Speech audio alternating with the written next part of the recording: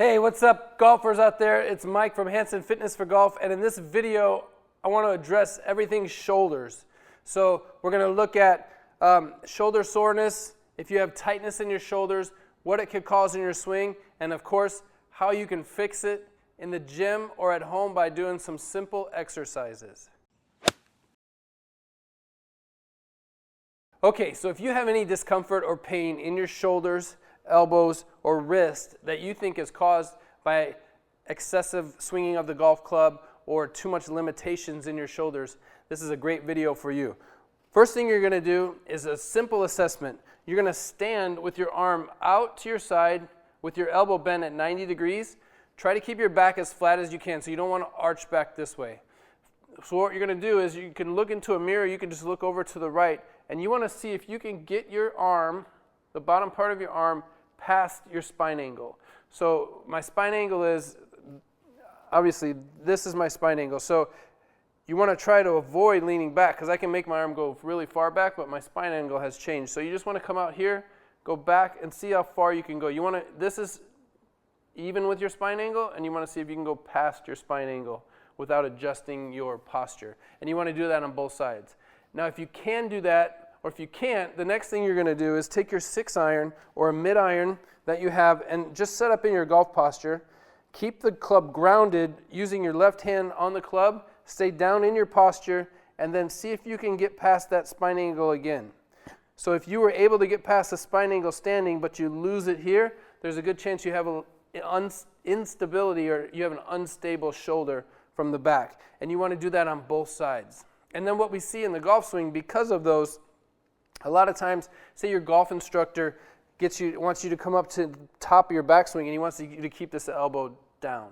I'm not saying that's right or wrong. It could be what your golf instructor asks you to do. But if he's saying, hey, get this elbow down here, and you find that you start to stand up, it's probably because you can get past here, but when you stay in your posture, you can only get to here. So you're trying to get it down here, and your body's like, no, I can't do it unless I'm standing up. So that's a good reason why, if you're trying to get your elbow down and you stand up, that's why it's happening. The other thing is if you chicken wing. So when you're coming through and this left elbow goes up like this, it could be because you don't have the range of motion in your shoulder to make that big follow through and extension through the ball. It could also be because of your path. If you tend to come over the top, you might want to try and save it with the chicken wing. So you want to make sure you know why you have that chicken wing. So here's what happens if the shoulder is tight or out of alignment, is you're going to force it through this external rotation, but if it can't go through, this poor elbow that's only designed to go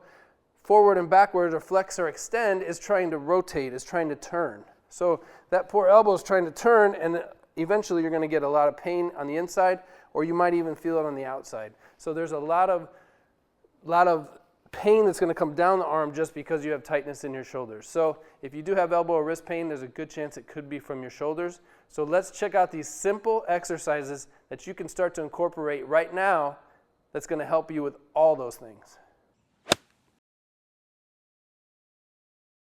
All right, so first exercise. Now, if you don't have a wall, I prefer you do it against a wall. If you don't have an exposed wall that you can stand upon, that's okay, you can do it standing, but you just want to avoid leaning backwards. So what we're going to do is you're going to stand against the wall, get your feet about 12 inches away from the wall. You're going to take the knuckles of your fingers and put them right against your temples. And from here, you want to keep your back as flat as you can. You're going to push your arms to the wall, your elbows touching the wall, and then you're going to bring your elbows together in front of you, and you want to keep them up high. A lot of people will go like this, but you want to make sure you keep your elbows up as high as you can, and you're going to try and touch the wall all the way behind you.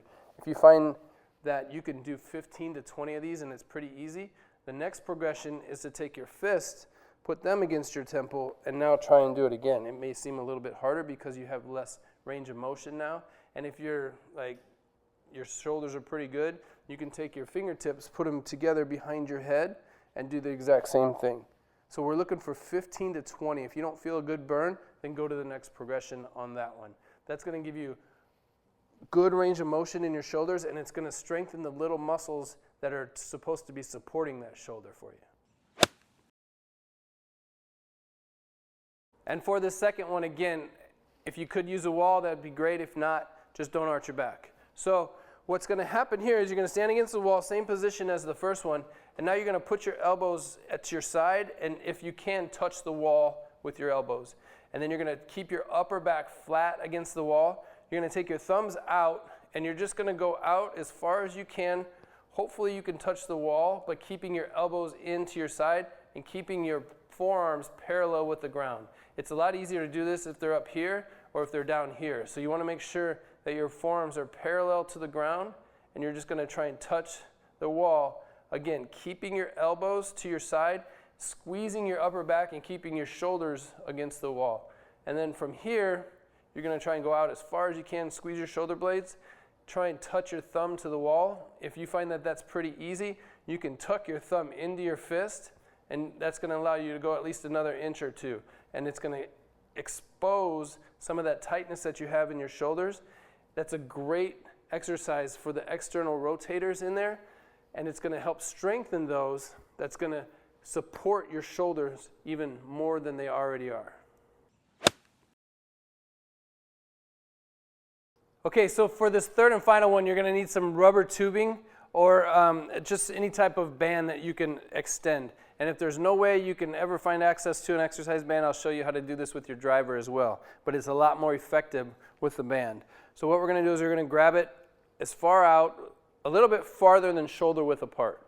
And then from here, you're going to keep your arms straight, and you're going to go up as high as you can. Again, your body wants to do this because it's going to be easier for you to go backwards. So in your mind, you're going to be like, man, I'm way far back. But you're really not, because your back has just bent. So you want to keep your back as flat as you can, so you're not leaning backwards. So from here, we're going to go arms straight as you can. I suggest looking in the mirror when you do this, because a lot of people think their arms are straight, but they're not.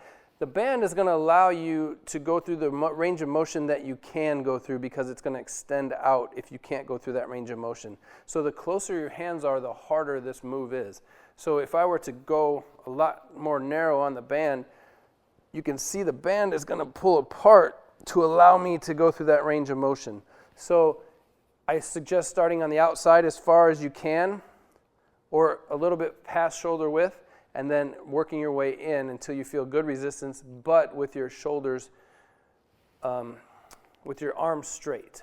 So we're going to go back, and you're just going to hold this, squeezing your shoulder blades. So you want to squeeze your shoulder blades together, allow the band to do that, and you're just going to hold it for about 10 seconds. And what's happening is your chest is stretching, and it's giving your arms that range of motion. So we're just going to hold it here, 10 seconds, and just going to do that about 5 to 10 times, just squeezing that for 10 seconds in the back. After you've done that for about 5 to 10 times, you're going to grab the band in the same area, and now you're going to pull it apart and try and pull it right to your chest, squeezing those shoulder blades again. Hold that one for 5 seconds, and you're going to feel a good burn in your upper back, and that's the part that's supporting your shoulders, or should be supporting your shoulders. So when you bend over in your posture, you don't lose that shoulder mobility because your shoulders have fallen forward. So again, arms back, straight, hold for 10 seconds, squeeze the shoulder blades together. Once you've done that, you're going to pull apart the band. Keep it above your chest. You're a lot stronger down here, but you don't want to work those muscles. You want to work the ones in the upper back. So you're going to pull it straight to your top of your chest or collar line. That's the best marking for that. If you don't have a band and you say, I won't ever get a band, you can use your golf club. So same thing. I would suggest taking the driver because it's the longest. It's the widest, and you can get your arms to go back. This one's not too bad. You can do it this way. But when it comes to pulling it apart, obviously you're not going to pull your driver apart. So what you want to do is you want to get them as far out as you can, keep your arms straight, and then feel like you're trying to rip the driver apart. So you're pulling your arms, you're squeezing your shoulder blades, and you're trying to pull the driver apart. Hold that for 5 seconds. That's a great isometric exercise that's going to do kind of the same thing as the band, but if you can get a band, I suggest using that. All right, so there you have it. One of the biggest problems that we see in here is with golfers with either shoulder, elbow, or wrist pain. And a lot of times it is caused from the golf swing, and it's just from faulty alignment of the shoulder. So those 3 exercises, they're going to help your shoulders, your posture, and your arm movement through the swing, and it's also going to help your elbows and your wrist without even working on them. So try those, and the main thing is with these is you have to be consistent, and this is something that you can incorporate into your daily routine. It doesn't take long. That might take you maximum 5 minutes to do those 3 simple moves, but it's going to make a huge difference in the way you swing the club, in your posture, and in if you do have any discomfort. So try those out.